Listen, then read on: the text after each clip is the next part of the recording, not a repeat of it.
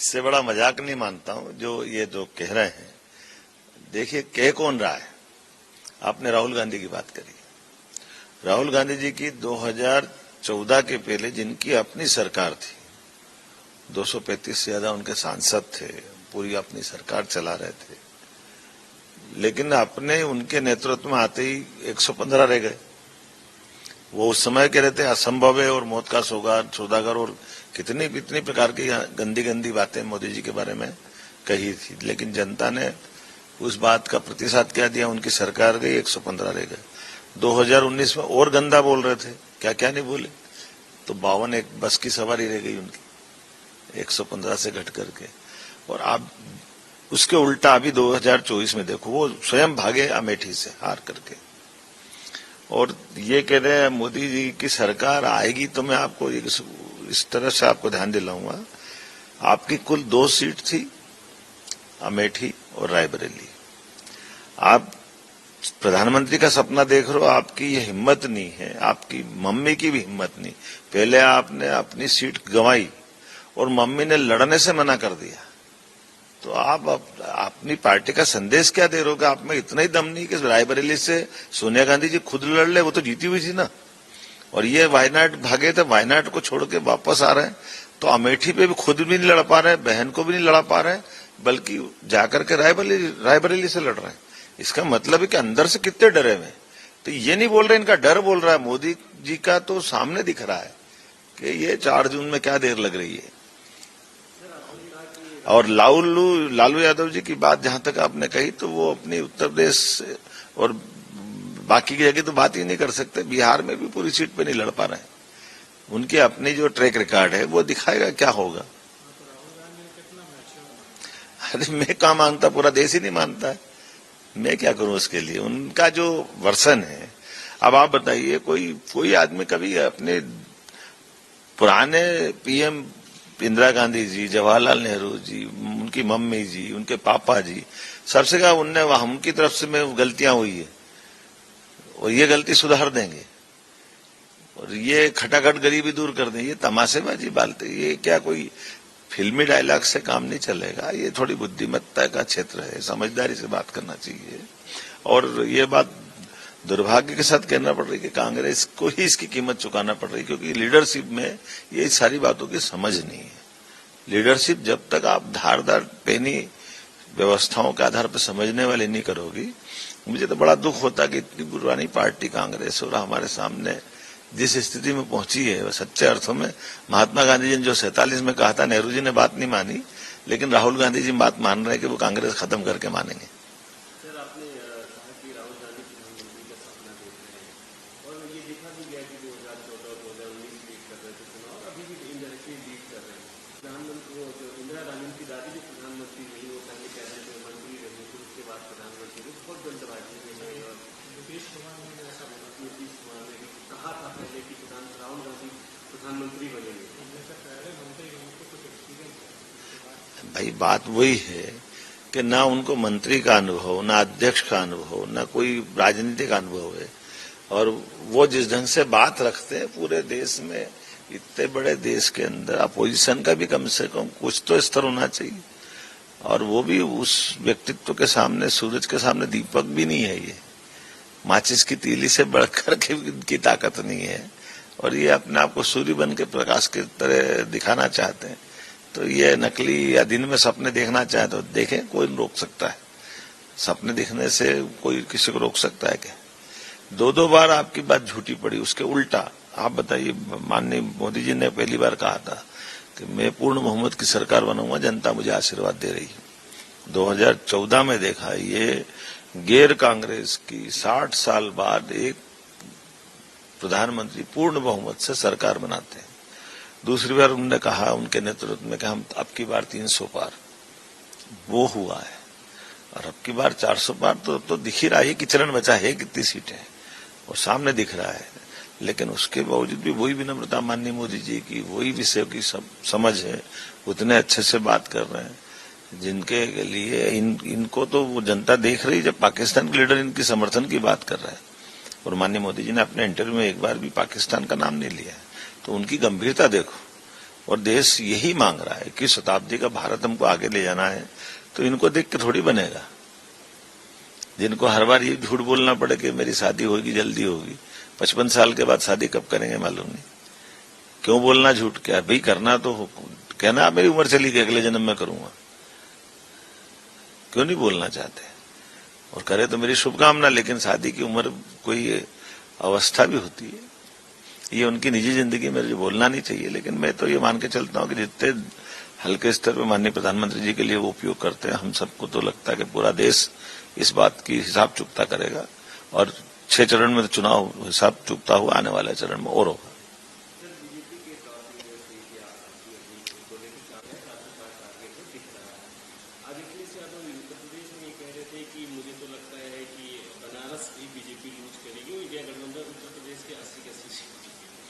वो अंदर से कितना ठोस होके बोल रहे हैं वो खुद जानते हैं। बोलने के लिए बोलना और बोलने के लिए कुछ अंदर समझ रखना, इसमें कुछ अंतर है कि नहीं? और अब तो सब ईवीएम में बंद हो रहा है, तो आने वाला एक ही चरण है, और पूरे देश में मोदी जी के आधार पर जो मोदीमय देश हुआ है, हम तो आंखों से देख रहे हैं, पूरा भाजपामय हुआ है। अपने सामने देखते देखते भाजपा विश्व की सबसे बड़ी पार्टी 10 साल में हो गई। विश्व की सर्वाधिक सक्षम सरकारों में से एक सरकार माननीय मोदी जी की हो गई। अर्थव्यवस्था से लेकर गरीबी रेखा के लोगों को बाहर लाने तक का जितना बड़ा काम माननीय मोदी जी ने किया है, ये कोई कमतर बातें हैं क्या? अंतरिक्ष से लेकर के कौन सा क्षेत्र छोड़ा आपने? आतंकवाद की घटना से लेकर के धारा 370 हटाने तक का, 3 तलाक तक का, जुडिशियली से लेकर सारे मसलों में कितने आदमी कितने प्रकार से काम कर सकता है।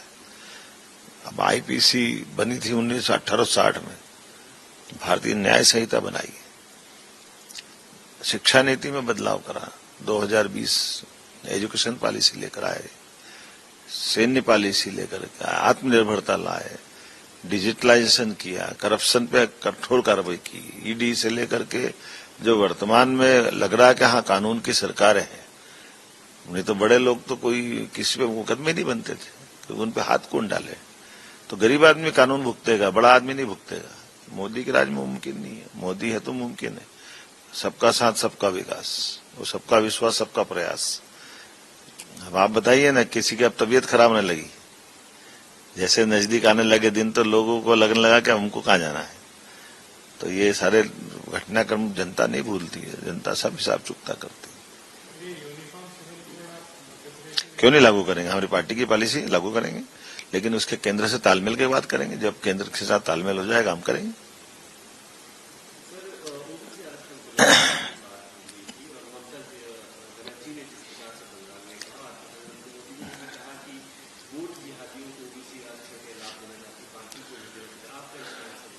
हमारा स्टैंड माननीय मोदी जी का स्टैंड है, क्लियर है भाई। ओबीसी एससी एसटी का आरक्षण काट के आप धर्म के आधार पर आरक्षण दोगे, कौन बर्दाश्त करेगा? ये होना भी नहीं चाहिए, गलत बात है। और कांग्रेस की पॉलिसी, कांग्रेस ने संविधान की भावना के विरुद्ध काम है ये। बाबा साहब अम्बेडकर ने कहा था कि धर्म आधारित आरक्षण नहीं होना चाहिए देश में, लेकिन कांग्रेस उसका समर्थन कर रही है, ममता उससे आगे बढ़ रही है, उसकी कीमत चुकानी पड़ेगी उनको।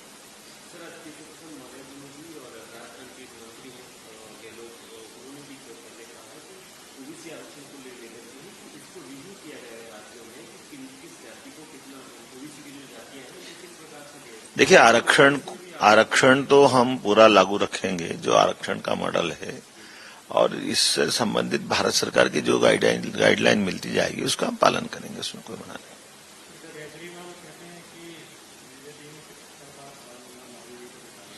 ये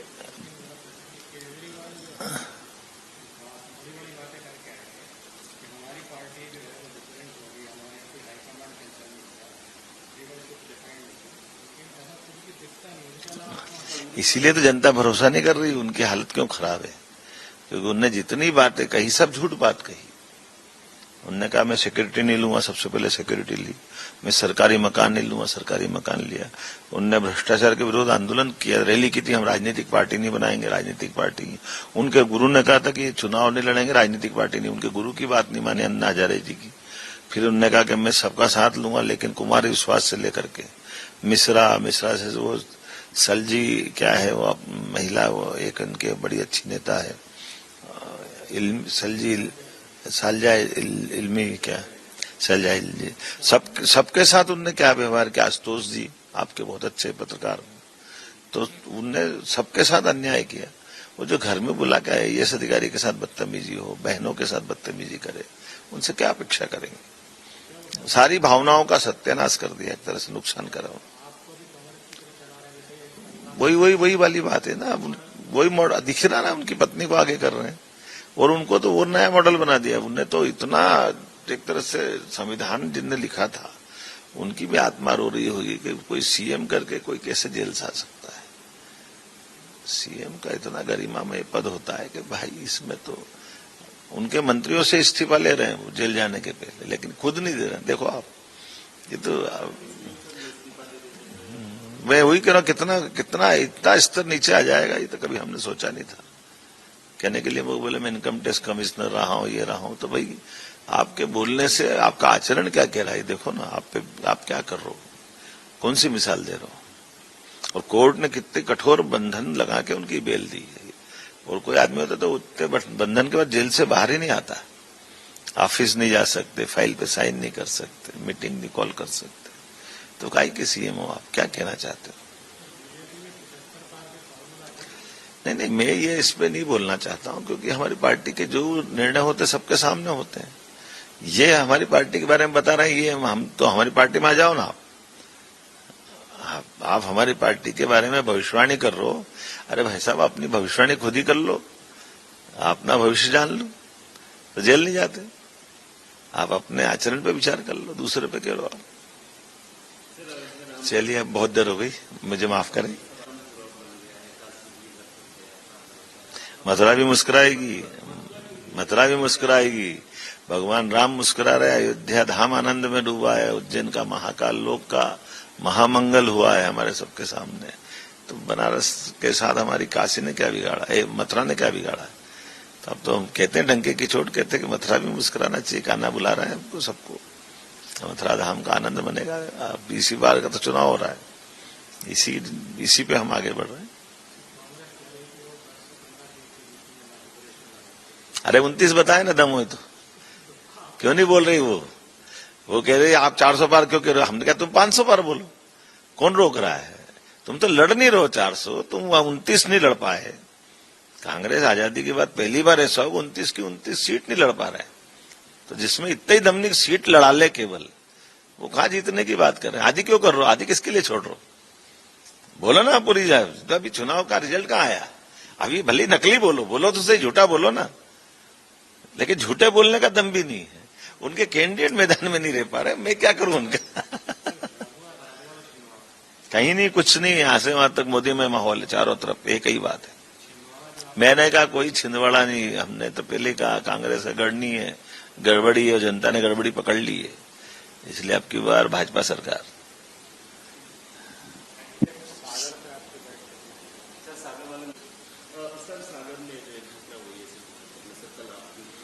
मैं स्वयं जा रहा हूं सागर खुरई में, मुझे जानकारी मिली है, और मैं उम्मीद करता हूं कि आपस में परस्पर जो द्वेषता का वातावरण रहा उसका परिणति आई है, भगवान सब ठीक करेगा। मेरी मृतक परिवार के साथ भी सहानुभूति है, और कुल मिलाकर के गांव के लोग मिले तो यह आपस में झगड़ा आगे न हो, ऐसी स्थिति से समझ में आना चाहिए। हमने प्रशासन से भी कहा कि वो मुस्तैदी से पेश आए।